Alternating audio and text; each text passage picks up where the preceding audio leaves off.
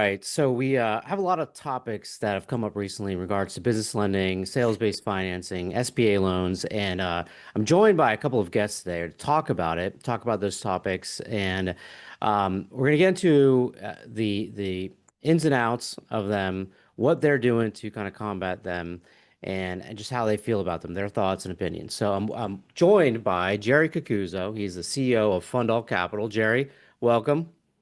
How are you? Thank you for Good, having me. good. Thanks for joining me. And No then problem. also John DiCanio, better known as Johnny Cash from Fund My Biz. John, thanks for joining me. Thank you for inviting me. It's appreciated. For sure. Give me a quick rundown of Jerry, what your company is, what you guys do, and then John, the same thing. Okay, fair enough. So FundAll Capital, I'm the CEO. I founded it in 2019. Basically A through Z. We do every type of possible loan, business loan that a merchant could need or desire, from equipment to merchant cash advance to business lines of credit, SBA, conventional loans. Whatever the business may need, we could facilitate and get it done. Again, I've been in this business for about 8, 9 years. This company's been around for a little bit over six. So again, any type of business loan that person may need, that's what we can facilitate from A through Z. Again, we've been doing it for about 7 years here at this business, same location. We're in Boca Raton, Florida. But outside of that, I'll turn it over to John. Thank you, Jerry. Appreciate that. So I've been in, as most of everybody that who knows me, I've been in the space for about 17 years now. I built this company out now, Fund My Biz, over the last 2 years. I sort of partnered with a tech company to build out our own CRMs, our own marketing systems, our own funding platform. And I am probably a more of a marketplace than I am just a funding shop. We do, like Jerry, we provide, term loans, lines of credit, SBA, equipment financing. We do non-QM mortgages as well. So anything that when it comes to commercial financing, we sort of stick our hands into. We partnered up with a lot of other tech companies in the banking space that allows us, to have access to about 300 to 500 different banks on the traditional side. And then we probably have about on the platform 120 different MCA funders, even though we don't use them all, but they're on our platform. If they, just in case there's a deal that needs to get done, we want to have everything available to every client, whether you're good, bad, or indifferent when it comes to credit. Great. All right, guys. So let's talk about this Texas bill. So this is Texas bill, House Bill 700, as it's called. Now, Texas Governor Greg Abbott basically has it on his desk. He has 1,000 other bills that he supposedly personally reads through all of them. The bill passed through the Texas State House and Senate to approved basically a sales-based financing, almost prohibition. The way that it prevents sales-based financing. And the law is kind of convoluted, in my opinion, and the opinion of attorneys that, to give you a heads up, I'm a member of the RBFC, which is one of the groups was the group that was basically lobbying, against this in different forms, and they were successful to remove the APR requirement. But this came in at the last minute. And so basically what it does, and I'll read it to you, and maybe I'll share my screen here in a second, but it's a provider or commercial sales-based financing broker may not establish a mechanism for automatically debiting a recipient's deposit account unless the provider or broker holds a validly perfected security interest in the recipient's account under Chapter 9, Business and Commerce Code, with a first priority against the claims of all other persons. The deposit account part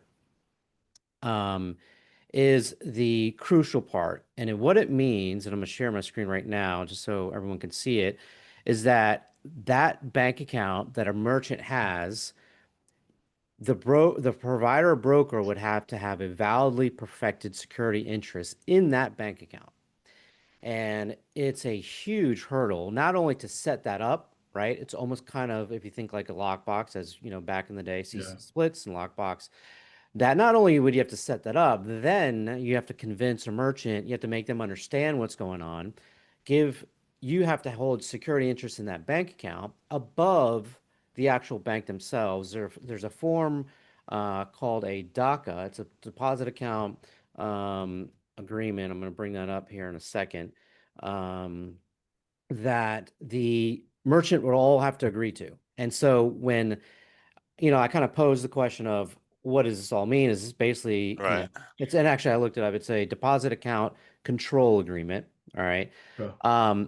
That's the super difficult part of this. That's going to make sales-based financing, excuse me, very difficult. And then we talk about the first priority against the claims of all other persons. So with that in mind, guys, tell me kind of, again, what you've been hearing from other people, what you think about it, and then, what the possibilities are if it becomes law. It reminds me a little bit of, I mean, it's a little different than California, but I don't know. California was probably what, 18 months ago when they started to regulate it and put up some red tape. If you remember, a lot of lenders walked away from the state of California. I don't know if everybody would be so willing to walk away from the state of Texas, though. It is very similar, Shane, to what you said in regards to a lockbox. It can be done. It is more legwork. It is more red tape. It would be a pain in the butt a little bit. Again, it would take definitely more time to set up a funding. Probably would have to only be bigger deals. If the merchant is completely on board, I mean, yes, there'll be a workaround and there'll be a way to get it done. But like you said, you'd have to probably set up something similar to a lockbox, and it would just take more time, and it would definitely be on just bigger deals, most likely. That's my guess, right? Is there a number that's been put out there, like a minimum funding amount? There are exceptions, and let me get back to the actual bill. There is a dollar amount, and I believe it's either Okay, it's like 1 million or 5 million would be the exception makes Yeah, above sense. above I that. didn't read. Yeah, I didn't read anything on the dollar amount or the exception. I mean, once again, I'm not an attorney or a lawyer that looks at these things, in depth. But if this happens, the ripple effect would be huge because right now Texas is probably 10% of the commercial financing funding that goes out there. So if that does actually happen and does roll into other states, I think Jerry was mentioning it before too. Is we would have to change almost everything in what we do document wise. I think the attorneys at that point would be making more money than us, charging Yeah. every funding shop, every broker shop or whatever on the agreements that are made because And it I is. and I just looked up. It is 1 million. Anything It less is. than It 1 is. million would be subject to this. Yeah. Okay. Yeah. And so and once again, I mean, I know there's big deals out there, but I would say 80% of the deals are under $1 million. And, average size deals these days are 47.5 on, the average broker that puts in. I know there's other funders that are doing larger size deal and average, higher tickets, but the average broker's deals are probably about 47.5. So if you're an ISO and a broker in this space, this affects us dramatically because especially if it rolls into other states. If it stays in Texas, yes, it'll definitely put a little bit of a hurt on us, but at least we have other states to do business. But if it rolls out, I feel that it affects us dramatically. And I've been doing this a long time. To lose Texas, I probably have 100 clients there that I do business with every single year. It Mm, automatically cuts them out of my book of business. right. I Right. think the key words there too is commercial sales based financing, right? So if this is going to be applicable to other states and it is a major ripple effect, again, not an attorney, but something tells me that you might see some change of verbiage on some of these contracts or some type of workaround. I think there's a couple lenders out there that call it a simple interest only loan and not sales Yes. based financing, where it could be, a potential workaround. And Yeah. then funders might have to just change how they're funding, like like you Yeah. said, as a simple interest loan, like let's just say like an on deck does their lines of credit as a simple interest. So Yeah. they might have to just change all these deals to be exactly that instead of a fixed cost. Meaning that if they pay it off early, it's just the percentage or interest per month. So when it is if they buy it out early or close it down early, it's whatever that interest is for those couple months, not the full factor with a discount on remaining balance. Correct. That almost seems like the easier way to go than to work through this law. If again, if it happens, then setting up all these things because it could take that then deal to 1 to 3 days or whatever to happen, right? Even if it does get to the finish line. So, um, and to even kind of back up for a second to kind of how we got here, like this law was proposed and pushed by the American Factoring Association, that was also introduced, that basically had the initiative was pushed to them through a billionaire Texas, oil magnate, or had a business in the oil and gas industry. He and his brother own a factoring company. They look at this as a competitive product. So that is the thrust behind this whole bill. Right. It's hindering their revenue at the end of the day because of how fast our, you know, performance has been over the last even just 5 years. I mean, I can go back 10 years, but the MCA space or the alternative finance space, bank statement finance space has exploded, especially in the last 5 years. But over the last 10 years, we're a dominating force, and we're closing in on SBA numbers, or I think we're even funding just as much or as more as Mm, SBA. It's clearly a threat to factoring companies. yeah. Yeah. And so they'll kind of, do whatever it takes, right? So in this case, Uh, as you mentioned, as you were saying or alluding to, that what could possibly happen, Jerry, is, a ripple effect. So this was kind of a perfect storm in Texas. It was this billionaire had the connections in the state legislature, was able to, lobby and donate and whatever, to get this pushed through. Not going to be the same, at least in those respects, in other states. But it doesn't mean that it can't be, introduced. It just those connect, and also the same party. So basically, the Republican Party controlled both the House and Senate in Texas. That's not going to always be the same in other states. Now, have you gotten word from other funders whether they stopped funding in Texas already, or what their kind of point of view is on that? I Gotcha. haven't heard from funders as of yet on what they're doing. Okay. I know that it's not in effect, but one deal that I had in Texas, they actually are looking at it a little bit more stringently than Mhm. normal, because I guess what's going on, and thinking that if they are doing still that kind of business in Texas, that it might affect them as a funder after the fact, because they might look at past history or what they've done in the past, and that could affect them. I've had a little bit of pushback on the Texas deals, but nothing that really changed the game as of yet. Okay. I have nothing. I have nothing yet. Nothing All yet. right. Because what the and again, not legal advice, but it is supposed that until or unless the law goes into effect September 1st, all deals funded before then are fine, right? It's not going to be Okay. affected. I've seen some emails go out. Some people say that they had to decline deals because it's in Texas. I'm like, I mean, that's up to you, but from legit attorneys, and again, contact your own.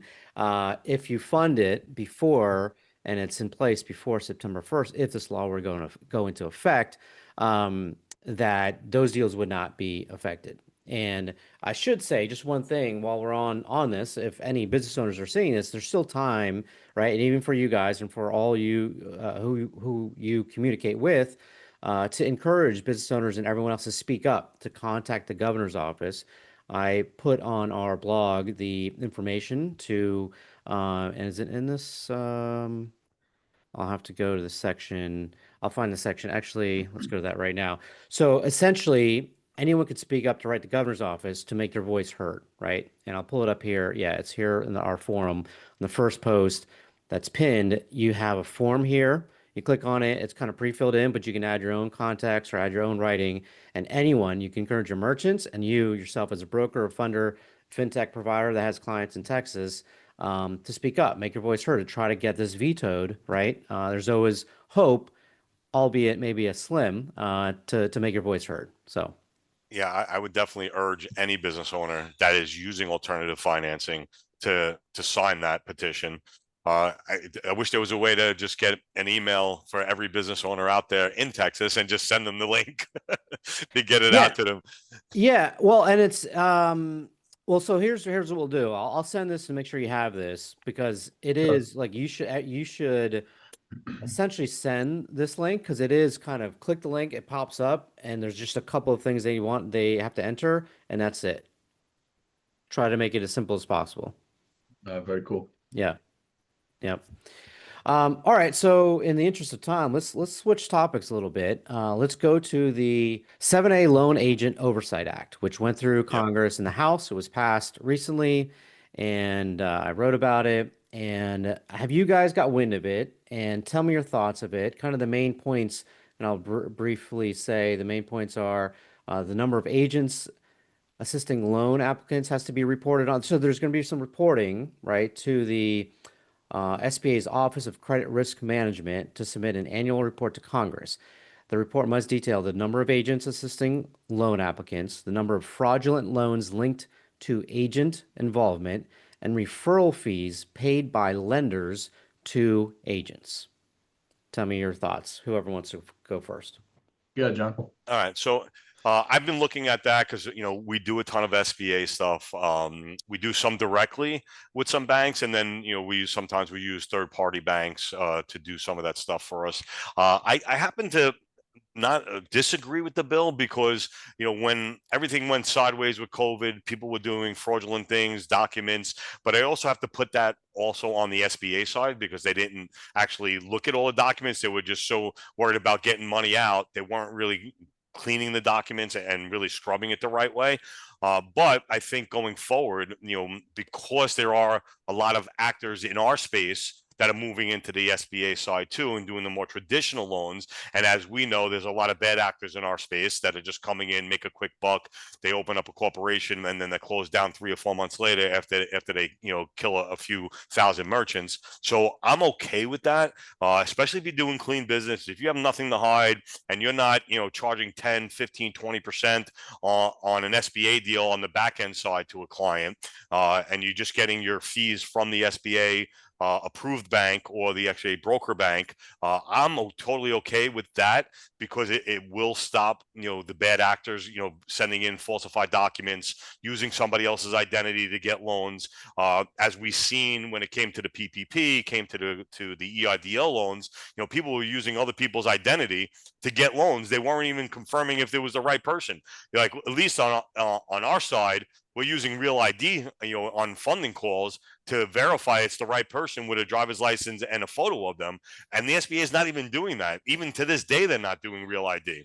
And us Really? as alternative funders, we're already using the real ID to make sure that we have the right person, taking, alternative financing. And the SBA hasn't implemented that. And once again, that's why I'm okay with it. But also at the same time, I think they should be implementing more on the back end side with SBA to make sure that their process is right, that actually protects them, and not have it in the hands more of the brokering banks or the banks that are signed up with the SBA, and all they need is control numbers now because they're underwriting themselves, and then the SBA is just insuring the 80% of that loan. So I think it should be more on the back end side of the SBA, along with that front, obviously. But I think the SBA has to stand up and say, yes, we need to do a little bit more on our end with more technology that's available. Well said. Jerry?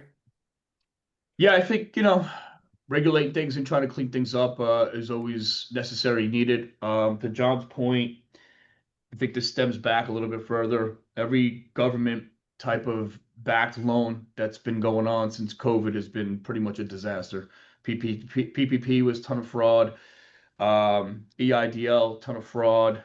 ERTC, ton of fraud. I mean, I think they even stopped funding the ERTC for ERC loans for Yeah. like a year Yes. because Yes. it cut down the fraud because you had all these shops popping up charging exuberant fees of 25% and overstating how much this person was supposed to get back, so on and so forth. And then you finally get to traditional 7A loans, which are also government backed. And I just looked at the numbers. I think you had there was 332 million out of 25 billion funded. Was that right? Which is fraud. Yeah. 335. Yeah, 335. Yep. Which is a lot less fraud than the previous loans that I just mentioned, right? Because that's like 1% in fraudulent Right. Loans. Correct. Which Yeah. I guess, it's still a big number, but in the grand scheme of things, it's not terrible. But if they're trying to clean it up further, I guess that's good as well. Yeah, I think the numbers It's were about like 15% of all loans include a loan agent on an SBA loans. for fraudulent loans. And that Yeah. was, and that was just a 7A program, right? Right. So, yeah, what you're saying, Jerry, is right in the sense of the PPP and EIDL were billions of Oh dollars. God, Yeah, it billions. was a Right. disaster. Yeah. ERC, same thing. I mean, Yeah. you Yeah, it's know. still So I missing. mean, yeah, yeah. I mean, it's a lot better than compared to those types of loans, but you know, if it's there's a lot of change going on in So the 7(a) space. So I mean, this is for really any broker that offers SBA 7(a) loans, right? So Yeah, it leads me, I guess my question is then, what does this lead to, right? Because at the federal level, we haven't seen necessarily any new regulation on business lending, certainly not business lending brokers, business loan brokers. And now this is kind of the first one. Like it's kind of big to me. It was a big news thing to where not just for maybe this bill seemed a little bit light, right? It doesn't seem overly, like aggressive on cracking down on certain things, but what it could lead to, and plus this could change in the Senate, right? So as it stands, all right, there's some reporting. They want to know who's, how much brokers are making, which ones are tied to the fraud. Great. But what's maybe the next step? Is there something else? All right, we got this in place now. All right, our state's going to say, like, okay, they did this. Maybe we should do this now too, my state. Maybe something else comes along the line. Are you guys thinking about those aspects? What are your thoughts on that? Gotcha. no, to be honest with you, for myself, because I can only control what happens in these four walls. I'm not overly concerned what goes on here. No, all the SBA banks that we deal with, all the fees are disclosed. It's on the HUD. You know, when you do have a fee associated with an SBA loan, you're paid at closing like a mortgage. So I'm not overly concerned. Again, I think that getting things cleaned up is better for people who do it the right way. Again, I'd be worried if you were not doing it the right way, and those guys can get flushed out, which I think that this is what they're trying to do. So I think it's a net positive for people that are actually doing it the right way. I mean, listen, when anytime you mess around with the government's money, that's when you're going to get yourself, caught up in some type of trouble. Yeah, and I'm in agreement with you. And like I do the same thing. Every deal we do with the SBA, we have the Form 159, which is the disclosure and compensation agreement that we Yeah, have with the bank that's doing it. So like he says, it goes on the HUD. They know that we're getting paid. Usually, when they're doing, most SBA, when they're doing the call, they ask the client if they actually are getting charged outside correct, fees. And if they correct. do, they sort of take the deal away from the broker anyway, still fund it in house, but they sort of take it away from the broker, or they'll just knock that broker off their channel to actually submit SBA loans. So, once again, as long as I know that I'm doing the right paperwork, we're doing the right thing, we're not charging, usury fees on top of that. I know I'm okay. And I know Jerry, shoot, what, 25 years, Jerry, 30 years. I know you. Yeah, I know he yep. does things the right way. So, I know we don't have worries, but yes, there are other people that I know of that worked for me, that were doing SBA loans through me, and then we're feeing this guy on the outside. And then I found out after the fact, and I would get rid of him because it's not what I want. It's not, Mm, the kind of, bad news that I need to have about my firm, that other, guys in my firm are not telling me, but they're also charging these guys because they're taking these guys from MCAs to SBAs. So they're used to paying 10% closing fees. So when they see that on an SBA, it's only really 2 to 3%, maybe three and a half Right. percent really in fees. They say, oh, I can get this guy for another 5%. And the guy is used to paying it. So he will pay it. But mm, that's where, once again, those bad actors come in, is because they think because this guy, is so used to paying 10% fees plus, broker fees on top. So sometimes it's 15 to 20%, that this guy gets away with an SBA loan 10-year term at 5 to 7% fees. They make the guy feel like he's getting a bargain at 7% instead of paying the 10 to 15%. So, once again, I feel every shop, who own people who own their own shops, has to sort of be their own lawyer inside their office to make sure that these guys aren't doing it, and being alongside, like I said, making sure your 159s are done. So this way, it's there what we're actually getting paid on the deals. And Shane, I also think yeah. that this bill was also passed on the backdrop of the most recent bill that was passed on 6/1, 10 days ago, that, SBA is no longer going to go out there and pay off, MCAs. Right. So Oh, right. Yeah, the it's new standing operating procedure, I guess. Yep. Yes, the new yeah, so SOP. it's, that's a whole nother thing, right? Because I guess what they realized is, they'll pay off 4 or 5 positions, and all of a sudden a year later, here the guy is taking those positions back, and then he has an inability to pay the SBA. So they probably looked retroactive and said, hey, we're getting a lot of defaults on loans that we generated. paying off these MCAs because the guy's going back out there and taking short-term financing once again. So they're not willing to pay off these loans anymore. Not to say that there's not some type of workaround on that either, because lines of credit and things like that, they will pay off, but short-term financing, revenue-based loans are not going to pay them off anymore. No, and that's going to, once again, all the bad actors in the space is gonna Yeah. they're gonna try to come up with a new scheme to get around it, do things, Yeah. charge these clients X amount of dollars like they were doing before, where they're saying, hey, I have you pre-approved for a line of credit, or I have you pre-approved for an SBA. Take this short-term deal for 20,000, pay me back 15 of it, and then I'll get you the line of credit. So once again, merchants and customers have to be aware of what the new trend is going to be to get them more traditional financing using all these new laws and all the new things that are happening with the SBA to their advantage. So the merchant has to be aware of what's going on out there. And Shane, guys like yourself that are actually bringing out the information, with what you put out there on the internet, that's where they're going to learn, looking up, finding out what that new scheme is, because there's going to be kids out there that are, sitting in their mother's basement figuring out, okay, this is how I can use this against them to send me their deals to be fraudulent. And that's what, I worry about, is because it makes us wear the black eye in the industry. And it stinks because now you have to figure out how to get around that's going on and let them know that you're one of the good guys in the space and try to do the right thing. So it hurts us, overall, throughout the course of the whole industry. Yeah, true. That is absolutely. I think the overall gist of all of this, right? All those regulations, because we have bad actors and the good ones pay the price, right? And we try to push out. We as Funder Intel try to push out the information. The things that happen that come up that are bad, we let people know, because we don't want people to do that, right? Or find people in their office that are doing that and get rid of them, like you said, John. And super important. So whoever is watching this, things are happening, things are changing because of those reasons. It's putting now more of a kind of a microscope on everyone who offers almost any business loan product, SBA, MCA, whatever other, acronym that we have. And hopefully it makes everything better. And obviously the end result is that we want business owners to get capital much more quickly, better terms, whatever it is that they need. That's what, like, my eyes on. How do business owners get capital? In Texas, they're going to have one less way to get money, right? If that law goes into effect, that's who it's hurting. It's hurting business owners getting capital. It's quick capital. Sometimes it's expensive, but sometimes it's worth it, if they do the right things with it.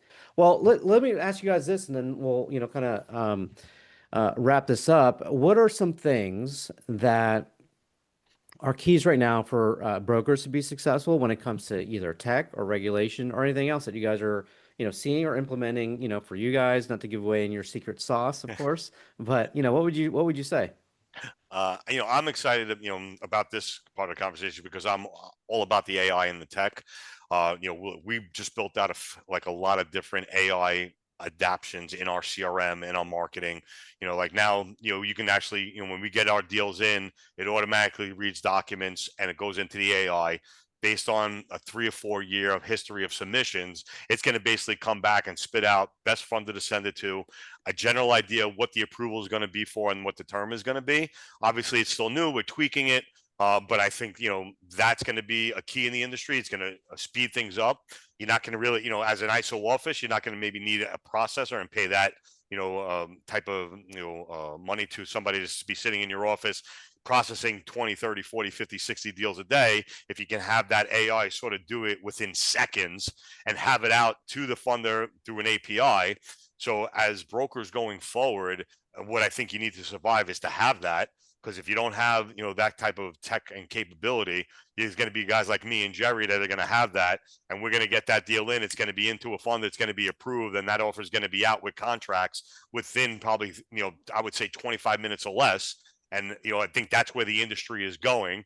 Not that it's going to eliminate brokers, but it's just going to eliminate a lot of that back end, where it's, the arduous feeling of going through documents and going through the bank statements, besides, the Oculus that is out there and some of the other, readers in the bank statements, they were first to market with it, but now there's so much more, and cheaper versions of that coming out, where if where you can, an ISO shop that's doing small amount of deals can afford it and literally get it dropped into their inbox, have a Chrome app on there where just as soon as it comes into their inbox, let's just say if the guy sends the bank statements into their email, like we built an app that if the bank statements come into our email, it automatically gets dropped in to read the data points, and it tells us what's in that deal, tells us how many positions are in there, what the guy's withhold is. So that kind of information that, coming in that fast, instead of having your broker getting it, a broker that maybe not know how to underwrite a file real well, time he looks at it, then he sends it to the processor,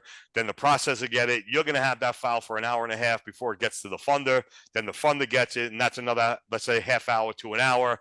The time that client gets back, you're talking about 3 to 4 hours. When you can, with technology and AI, you can have that done within 25 minutes. So I feel as a broker and ISO shops, you really need to invest into the technology to get you to that next level in this space, because of all the people that are coming into the space and the amount of brokers that we're all going to be competing in. Because I feel, and Jerry will probably tell you too, is that we're all fighting for that same piece of cheese. It's whoever gets to that center first to get the deal, right?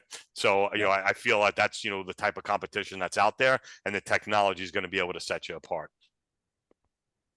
All right. Yeah, I agree with John here on the AI tech side. I don't really need to speak about it because he pretty much covered all of that. But I will also say that for someone to be successful in the industry or ISO shop, your reps need to be trained. They need to be educated. A lot of these guys are not educated. Staying on top of these types of bills that we just spoke about today is a good thing. They need to be ahead of the curve. Be proactive versus reactive, because a lot of people are putting implementations in right now that are 60, 90 days ahead of everybody else. And if you start to react in 90 days from now, you're 6 to 12 months behind. A lot of guys used to use call centers, including myself. To be honest with you, I don't think anybody really uses call centers anymore. Right? It's kind of like a thing, yeah, but it used to be a lot of people used Right. to use, have 50-man, 100-man call centers, and now it's not necessarily done that way. And that's It's No, because of because you could literally build an AI call center now that each correct. AI Correct. robot is calling 1,000 calls a minute. So, Correct. so it is ineffective. In some cases, it might still work, but I do believe, like what you said about the training, Jerry. And once again, I've done that too. With so I built AI training based on my sales training over the last 25, 30 years. So now after a rep gets off a phone call, it's going to give him the feedback of that whole conversation and what he could have done or changed to make you get the sale or get the deal, and tell him where, what he missed. If he missed something from the client, where the client might have said something that was, a sales alert where the guy said something and they just didn't catch on to it. It's literally in the description. As soon as they hang up that phone, it automatically gets automated and shot to their email, and it gives them a rating from 0 to 100. And then it tells them where to look in our training and they can click on a link to go to that part of the exact training to learn more about what they missed. Yeah, that's very very cool. I cool. was just Yeah. saying that in regards to, if we had this conversation 12, 18 months ago, a lot of people had massive call centers overseas, and Yeah, I that agree. number is really small now. Well, So and the whole thing's changed. yeah, I mean, even The even a process little, has changed.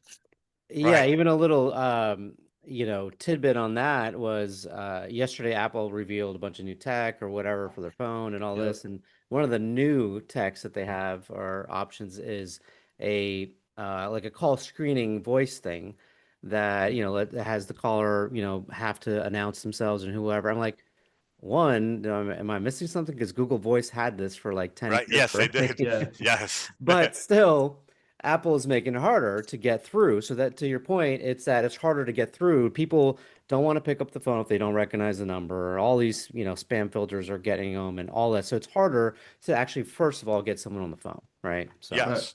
100%. And the, what's going on now with, and I don't know if other people have it, but almost every number that I have now is a licensed number, meaning that it comes up, it won't show up as spam. It's registered to either the company or us. So when we are calling somebody, it's not hitting as spam. And a lot of people don't understand how that works. So when they do have even a dialing system and they're calling, hundreds and thousands of people, they're not getting pickups because it's coming up as spam because they're not registering their numbers. Correct. And that's a huge part of the connection is if it doesn't show the name or who's calling, like you said, people aren't picking it up anymore. They don't care if it says spam, they're not picking it up. So if they're not registering their numbers and they don't have the technology or know how to do so, that's an issue in itself. Correct. Good stuff. Anything else, gents, before we go? Anything you guys want to add about yourselves, your companies, anything for the rest of the year you're looking forward to? Yeah, I mean, I'm hoping, some of these things that we did discuss sort of fan out a little bit, so it keeps us, thinking that we have a little bit longer term in what we're doing and not have to change a lot of the guidelines. For myself, I'm looking to grow, as you guys know, Jerry knows me as well. And what I do online is I'm sort of building that business in a box for guys that can't do all the things that we're discussing, where I can bring them under the umbrella, use our name. All the dialers are there, the CRM's there, all the AI is built out. So it doesn't cost them $20,000, $40,000, $50,000 to really start building this stuff out. And that's really where I'm going, going forward is I'm trying to bring this out to the masses. So guys in the space can have a good shot at making real money when they're competing with some of the bigger guys out there that have a lot of money to throw behind the technology. So, hopefully I can do that for the smaller brokers. I know when I first started, and I didn't have my own, all that kind of money, and I opened up my own shop, calling out sheckling 20, 30, 40,000 a month out of your own pocket until it hits, it hurts, so I built the business in a box for guys that want to do their own offers, but don't have that. And they can slowly build up off of my back and build up and then go out on their own. No, I just want to say thanks, Shane, for inviting us here. I feel like Shane and Funder Intel are like the Twitter of the alternative lending space. We Yes, get live I do feeds, appreciate you inviting live me, Shane. feeds from Shane. Whether it's good news or bad news, either way, he's gonna give you the live feed. It's June 11th, so half the year's gone already, which is crazy. We've had a pretty good first half of the year, just looking to explode in the second half. Hopefully we get some clarity on some of these things that we talked about today, which sounds like we'll see how the SBA thing unfolds with them not paying off MCAs. I mean, that's pretty much live right now, and we'll see about the Texas bill and see how some of these other things unfold and what happens for the rest of the year. But either way, the space should be relatively strong for the remainder of the year, and I appreciate you having us on here, Shane. Yeah, same here, Shane. Thank you so much. Yeah, no, thank you both. We could even make this a regular thing, right? Every once in a while, with updates and all that. I appreciate the kind words. That's where we're trying to be all about is get people information that they can use to grow their business, to be better, to help business owners. In the end, that's what it's all about, helping them get capital, grow their business, grow the economy, and everyone wins, in the end. So guys, thank you so much. We will chat soon, and that's a wrap. Thank you, Shane. very much. Appreciate Thank you, it. guys. I appreciate it. Thank All you. right.